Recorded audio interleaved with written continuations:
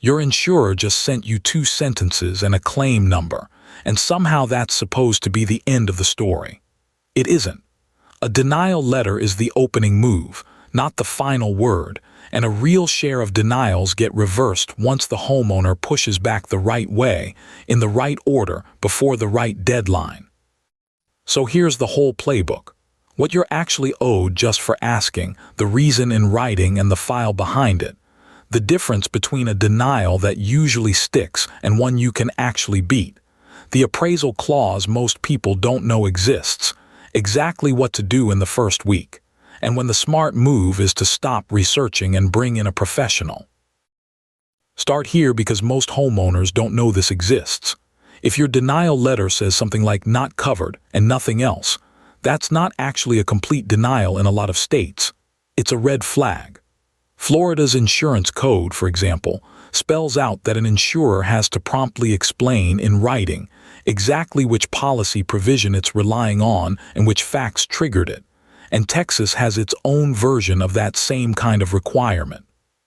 So if your letter is thin, your first move isn't to panic, it's to write back and ask, in plain terms, for the specific clause and the specific facts. You're not being difficult, you're asking them to do what a lot of states already require them to do anyway. Here's the move almost nobody makes, and it's a big one. You can ask the company for its own paperwork. Not just your policy, the claim file. That's the adjuster's estimate, the photos they took, the scope of damage they wrote up, whatever a third-party inspector said. California's insurance code is a clean example of how this works. Once you ask in writing, the insurer generally has about 15 days to hand it over, with narrow carve-outs like attorney work product. Why does this matter beyond the paperwork itself? Because the low number they offered you didn't come from nowhere, it came from a specific estimate, and once you can see that estimate, you can actually argue with the math instead of just the outcome. Walk this like a checklist because the order actually matters. Step 1, you already know, get the letter and the specific reason in writing. Step 2 is where a lot of denials fall apart on inspection. Pull out your actual policy and check whether the exclusion they're citing genuinely covers what happened to your house, because insurers misapply clauses more often than you'd think. Step 3, request the file, so you're arguing with their evidence instead of guessing at it. Step 4 is the one people blow by accident. Every policy has its own appeal window, sometimes as short as 30 days, and missing it can end the conversation regardless of how strong your case is. And step 5 is your fork in the road. If the fight is about the dollar amount, appraisal. If it's about how you were treated, a state complaint or a professional. We're about to walk through exactly how to tell which one you're in. This is the tool most homeowners have never heard of, and it's sitting in their own policy. Say the insurer agrees your roof is covered but says it's $4,000 of damage, while 3 contractors quoted you $18,000. That's exactly what appraisal is built for.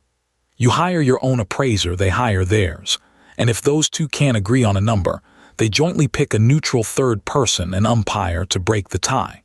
Whatever 2 of those 3 agree on becomes binding. No judge required. But here's the catch that trips people up. Appraisal only fixes the price tag.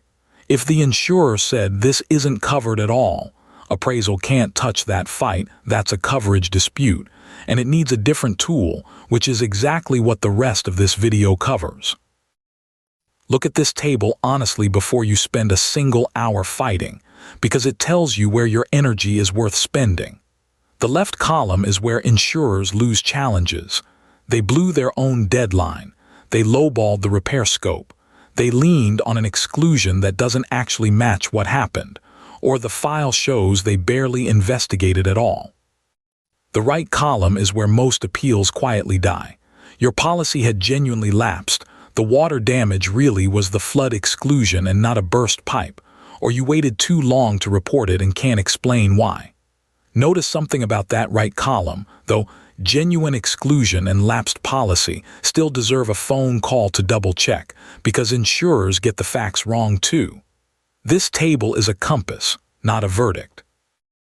Speed matters here more than people expect, so think of this as a 1-week sprint. not a someday project. The first couple of days are about understanding, not fighting. Read the actual letter, not just the summary line, and go find the section of your policy they're pointing to, because sometimes it genuinely doesn't say what the denial claims it says. Days 2 and 3, send your written request for the claim file, because that clock is already running on their end too. Days 3 through 5, you're building your own counterfile, your own photos, receipts, and a couple of outside repair bids, so you're not relying only on their numbers. And the last stretch, day 5 to 7, is when you actually send the written appeal. But before you do, go back and confirm the insurer's own deadline, because a strong appeal filed 1 day late can be treated exactly like no appeal at all. Here's the regulatory backbone behind everything we've covered so far, and it's worth knowing it exists even though you'll never need to cite it by name. Back in 1990, the group that coordinates state insurance regulators put out a model law, a template, for what fair claims handling looks like, and most states have since written their own version of it into their own insurance code.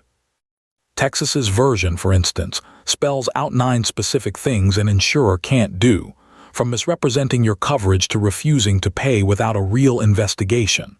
The reason this matters to you isn't the history lesson. It's that when an insurer drags its feet or won't explain itself, or leans on a shaky exclusion, there's very likely a specific state statute, not just a general sense of fairness, that they're violating. That statute is exactly what you'll point to next. This is where that statute actually gets teeth. Every state runs an insurance department whose whole job is policing insurance companies, and filing a complaint with them costs you nothing. No lawyer, no filing fee. Georgia's process is a good example of how it typically runs. You try the insurer directly first, then you submit your documentation and a plain account of what happened, and the department forwards it to the company and reviews whether they acted fairly under your policy and state law. Here's what most people don't realize about the leverage this creates. Insurers know a pattern of complaints can trigger a bigger regulatory look at their whole claims department, so a single well-documented complaint often gets more internal attention than another angry phone call ever will. And by law, they can't punish you, cancel you, raise your rate out of spite for having filed one. This is the heaviest tool in the box, so use the word carefully. Bad faith isn't just a feeling that the company was rude to you. Courts generally require 2 things to be true at once: that you were actually owed money under the policy, and that the insurer's reason for not paying it doesn't hold up to scrutiny, no real investigation, a denial that contradicts its own file, that kind of thing. When a court finds that, the insurer isn't just on the hook for the original claim anymore. Depending on the state, you can potentially recover attorney's fees, and in some places, damages well beyond the policy limit. That depending on the state part is doing a lot of work in that sentence. Some states make this an easy claim to bring, others make it genuinely hard, so this is exactly the kind of question you take to a licensed attorney, not a comment section. These 2 roles get confused constantly, so let's separate them cleanly.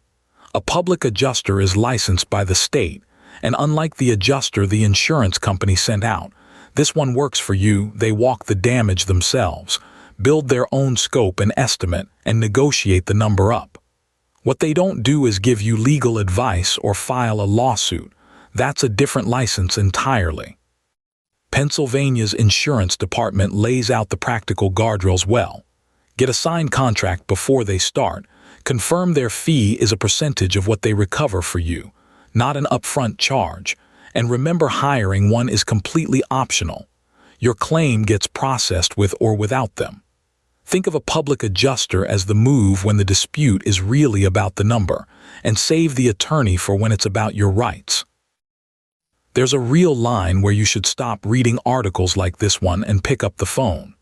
If the number at stake is large, if the company has gone quiet on you for weeks, or if what you're seeing genuinely fits the bad faith pattern we just covered, that's not a do-it-yourself project anymore.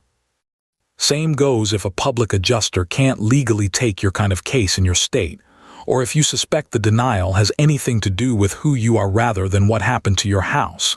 That's a fair housing question, not an insurance question, and it needs a lawyer immediately. And here's the most common trigger of all, the one people miss because it feels less dramatic. Your appeal window is closing.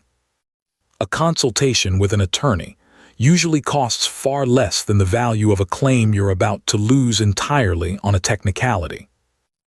So here's what to actually walk away with. First, a denial letter is an opening position, not a verdict. You're entitled to know the specific reason and to see the file behind it in writing. Second, be honest with yourself about which kind of denial you're holding. A blown deadline and a lowball payout are winnable fights. A genuinely lapsed policy usually isn't, and knowing the difference saves you months. Third, use the right tool for the right fight. Appraisal if it's purely about the dollar figure, a state complaint or a bad faith claim if it's about how you were treated. And last, the biggest single reason strong claims lose isn't the insurance company, it's the clock. Move in the first week, keep everything in writing, and bring in a professional before the deadline instead of after it. This video is general education, not legal, financial, or insurance advice, and the rights covered here, the written denial explanation, the claim file, appraisal, state complaint processes, and bad faith remedies, vary by your state and by the specific terms of your own policy. It was researched and produced with AI assistance, including script research, voice, and on-screen graphics, and reviewed by a human against the cited sources before publishing. Before you act, read your own policy in full. Check your state's insurance code and your state Department of Insurance's process. And if a lien, a large sum, or the word bad faith is on the table, talk to a licensed attorney in your state.